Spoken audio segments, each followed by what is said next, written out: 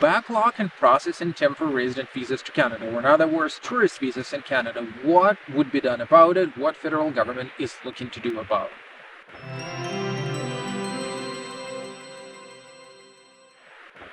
Before we move on, just a quick reminder, if you need our professional help for immigration to Canada, for temporary visas to Canada, click on the link cictv.ca/go.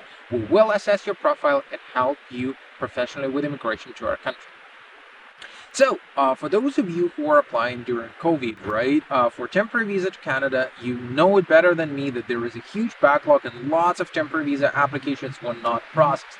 In the recent call between representatives of immigration authorities and representatives of Law Society of Canada, there were a few questions asked on when and what immigration authorities are planning to do with this backlog. The answer might not be as straightforward as many of you would expect. So, it is expected, in fact, that immigration authorities will go back to standard and normal processing times for temporary visas somewhere in the midst of November. At least that was the promise, right? We'll see how it would play out, but in fact, it is expected that normal processing times will return back.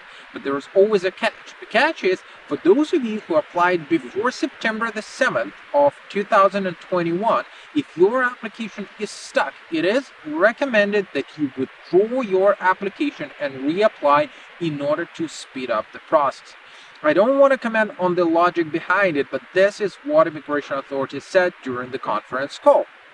Now, another interesting trick is that immigration authorities have not confirmed, neither they say no, right, that they will be returning back the processing fees. In other words, amount of money which you paid for your application process, $100 for the temporary visa application and $85 for your biometrics, they will not necessarily be returned back to you. There were no promises from immigration authorities that this funds will be paid back to you, right? Well, as I said, neither they said the opposite, but as of now, there are no, I would say, like, technical instrument in place which would allow immigration authorities to refund those money to those of you who are withdrawing the application and launching the new one. Well, I hope it would be, I would say, like, minor loss if you're looking to get your visa to Canada.